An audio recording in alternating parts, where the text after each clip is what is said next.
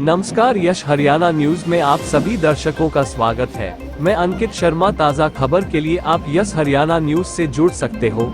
इस वक्त की सबसे बड़ी खबर रोहतक से। रोहतक ब्रेकिंग। इनेलो नेता चौधरी अभय सिंह चौटाला का बड़ा बयान। स्वार्थी नेता अपना स्वार्थ नहीं छोड़ेंगे और एक एक कर सारे जेल जाएंगे। स्वार्थ की राजनीति करने वाले सभी नेता जाएंगे जेल, सिर्फ हुड्डा बचेगा।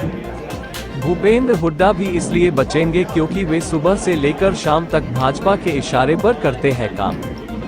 अभय सिंह चौटाला रोहतक में मीडिया कर्मियों से कर रहे थे बातचीत। अभय बोले, कांग्रेस पार्टी को भी इस बात का एहसास है कि भूपेंद्र हुड्डा भाजपा से मिला हुआ है। भूपेंद्र हुड्डा और भारतीय जनता पार्टी वक्त पड़ने पर करते हैं एक दूसरे की खुलकर मदद। अभय चौटाला बोले, 2024 में भी भूपेंद्र हुड्डा करेंगे भाजपा की मदद। बहुत सारे मुकदमे होने के बावजूद हुड्डा पर मेहरबान है ईडी। हुड्डा का मकसद सिर्फ अपने आप को बचाकर रखना। चुनावी समझौते के लिए कोई हमारे दरवाजे पर आएगा तो हम सोच विचार करेंगे, लेकिन हम किसी के दरवाजे पर नहीं जाएंगे। अभय का दावा, 2024 में इंडियन नेशनल लोकदल का राज बनेगा। इनेलो का संगठन मजबूत और अनुशासित। SYL के लिए सबसे अधिक प्रयास इनेलो ने किए। चौटाला साहब जब मुख्यमंत्री थे तब डे टू डे हायरिंग करवाकर फैसला हरियाणा के पक्ष में करवाया। कि जो चुनाव नजदीक आ रहे हैं, ये अपने जो कर्कश में तीर बचे हैं बीजेपी के पास, वो सारे छोड़ रही है CBI और ED के माध्यम से। मैं बहुत पहले ये बात कह चुका हूँ कि ये स्वार्थी अपना स्वार्थ नहीं छोड़ेंगे, ये सारे जेल जाएंगे, एक भी बार नहीं बचेगा। जितने भी लीडर आज स्वार्थ की राजनीति करते हैं, इनमें से कोई नहीं बचेगा। एक हुड्डा बचेगा जो जेल नहीं जाएगा, और वो इसलिए बचेगा कि वो भाजपा के इशारे पे सारा दिन काम करता है, भाजपा से मिला हुआ। तो यही कारण है कि जो कांग्रेस है उसका संगठन नहीं बन रहा है। और क्या कारण हो सकता है? कांग्रेस को इस बात का एहसास है कि भूपेंद्र सिंह हुड्डा जो है भाजपा से मिला हुआ है। किस तरह की मिली भगत है चौधरी साहब? अभी तक भी तुम्हें नहीं पता चली? तुम कहाँ रहते हो ये तो बताओ। तुम क्या एक पत्रकार हो? आप थोड़ा सा ब्रीफ करो कि किस तरह की मिली भगत है कि ये माने कि बीजेपी के साथ ही मिला है, दबाव है, क्या क्या? सबसे पहला मामला तो है रमेश, उसका सुभाष चंद्रावाड़। पेन की शाही बदली गई कि नहीं बदली गई? हुड्डा से पूछो, यही मिल जाता है तुम्हें रोज कि तने किसको वोट दिया था। वो बैलेट पेपर खाली छोड़कर क्या आया था। कांग्रेस हाईकमांड के कहने के बाद उसने अपना वोट आर के आनंद को नहीं दिया था, और उसने ये कहा था कि सुभाष चंद्रा मेरा दोस्त है। राजनीति में दोस्ती नहीं चला करती, लेकिन भाजपा का दबाव इतना ज़्यादा था कि उसने अपना बैलेट भी खाली छोड़ना पड़ा उसको, और दिखाना पड़ा वहाँ सबको कि ये देख लो भाई, मैं तो जो तुमने कहा वो करके आ रहा हूँ।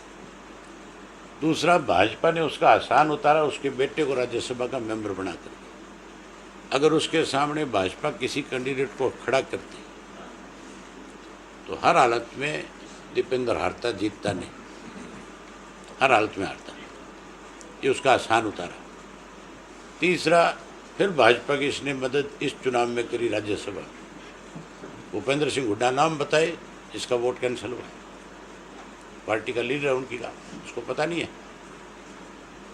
तो मिला हुआ है, तभी नाम नहीं बता रहा ना। ये पूछो तो सही तुम उससे कि तू नाम तो बता, क्या नाम उस आदमी का। नूह के अंदर जो हिस्सा हुई, और नूह के अंदर मुख्यमंत्री ने जब ये कहा कि ये बहुत बड़ा षड्यंत्र है, तो विपक्ष के नेता के नाते हुड्डा की जिम्मेवारी बनती थी कि चीफ मिनिस्टर से फ्लोर ऑफ द हाउस ये पूछता कि उस षड्यंत्र के पीछे कौन है, बता। ये चुप क्यों हो गया? उस पर क्यों नहीं बोला? ये अपने जो इसके 3 मेंबर थे, उन तीनों मेंबरों को इसने बोलने से क्यों रोका? इससे पूछो सरी। तो फिर 2024 में बीजेपी की मदद करेंगे? ये बीजेपी की मदद करेगा हर हालत में। ये तो अपने आप को मुकदमों से बचाना चाहता है। बाकी तो किसी का कहीं नाम है कि नहीं, ईडी वाले ले जाते हैं, नहीं उठा के ले जाते, हर तो आड़ती भी लेके उठा के।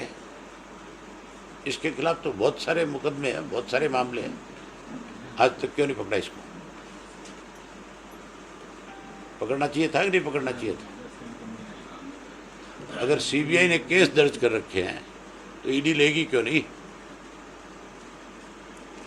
अनिल विज तो कहेंगे कि जेल जाने की तैयारी करे वो बंद उठा। दोनों हैं जमा चाचे भाई हैं, कोई अलग अलग नहीं है, कहने की बातें अलग है, वैसे एक है।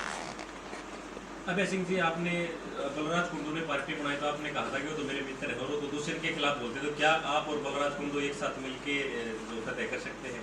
छोड़ो ना, कोई और चीज की बात करो यार। तुम भी ऐसी ऐसी बातें छेड़ते हो बीच में जिनकी कोई आगे नहीं पीछे नहीं, लेना नहीं देना नहीं, जिन चीजों वो भी कह रहे हैं कि हम हरियाणा में हर जगह जो अभय जी, चुनाव लड़ेंगे। तो लड़ो, कोई रोकता है? तू बना ले पार्टी, रोकता है कोई पार्टी बनाते हुए? प्रजातंत्र है, हर आदमी को अधिकार है, कोई भी आदमी चुनाव लड़ सकता है, कोई आदमी पार्टी बना सकता है। अब किसने क्या बना लिया उसका हम थोड़ा ही बताएंगे। वो अपना काम करे, वो अपनी लड़ाई लड़े, वो जाए लोगों के बीच में, कोई रोकेगा थोड़ा ही। हमारी पार्टी के लोग जो है वो अपने काम में लगे हुए हैं। तो हम अपना लोकसभा भी लड़ेंगे और हम अपना विधानसभा लड़ेंगे। ये भी बता दिया साफ शब्दों में आपको कि कोई हमारे दरवाजे पे आएगा तो सोच विचार करें, हम किसी के दरवाजे पे नहीं जाएंगे। क्योंकि पिछली जो विधानसभा के चुनाव में आप लोगों ने बलराज कुंडू का समर्थन किया था, मैं हमसे कोई कैंडिडेट नहीं था। क्या पता मुझे अब की बार भी कर दूं, ये बड़ी बात है। ये तो मैंने देखना, ये आपने नहीं देखना। ये हमारी पार्टी का फैसला होगा कि हमने किसको सपोर्ट करनी है, किसको नहीं करनी है। ये कोई आप थोड़ा ही निर्णय करोगे इन बातों का। हमने पिछली बारी किसकी मदद करी? पीछे तो ये भी हमारे साथ थे, दुष्यंत भी मैंने बनाए थे एमपी पीछे। तो इसका क्या मतलब है? अच्छा सर, एक अच्छा छात्र संघ अभय चुनाव चौटाला की जी, बात जो है वो आप बड़ी चल रही सीएम है। बने हरियाणा के और इन्होंने मेजोरिटी में है, कितनी नजदीक बात लग चुकी है, कितने परसेंट लग चुकी है? आप कैथल रैली में नहीं आए थे क्या? वो तो मैंने बता दिया। बस बता दिया, फिर पूछने की जरूरत नहीं है। राज बढ़ाऊंगा, कोई रोड़ा नहीं। इस राज बनाने के लिए संगठन की कैसी तैयारी चल रही है? किस तरीके से आप लोगों का संगठन तैयार हो? अब संगठन श्राद्ध चल रहे हैं, हम श्राद्धों में कोई भी ऐसा काम नहीं करते जिसकी वजह से कोई ब्राह्मण में उंगली उठा दे भी तो श्राद्ध में काम कर बैठे। ये काम बीजेपी वाले करा करे, कांग्रेस वाले करा करे। हम तो श्राद्ध के बाद अपना संगठन खड़ा करेंगे। आज इन साथियों से इसी सिलसिले में मिलने आया हूँ कि भाई जो संगठन में काम करना चाहता है मुझे अपने नाम दे, मैं फिर उन सब साथियों को पार्टी के अंदर उनको एडजस्ट करूँगा, उनकी जिम्मेवारी लगाऊंगा। हमारी पार्टी में प्रजातंत्र, हम किसी को किसी पे थोपते नहीं। इसीलिए मैंने आज इन सबको मैसेज किया भी सारे साथी मिलना, और मैं इनसे पूछ के जाऊँगा, बताओ भाई जो काम करना चाहता है वो मुझे नाम दे दो। क्योंकि काम सब ने किया तभी रैली इतनी बड़ी हुई, अदरवाइज तो रैली बड़ी हो ही नहीं सकती। लोगों ने बहुत रोकने की भी कोशिश करी। आज फिर पूछूंगा इनसे, जो नाम आएंगे इन सब की जिम्मेवारी लगाऊंगा। जब जिम्मेवारी लगाऊंगा तो राज बनेगा कि नहीं बनेगा? जिसका संगठन होता है और जिसके संगठन में डिसिप्लिन होता है वो सत्ता में आते हैं। ठीक है सर, थैंक यू।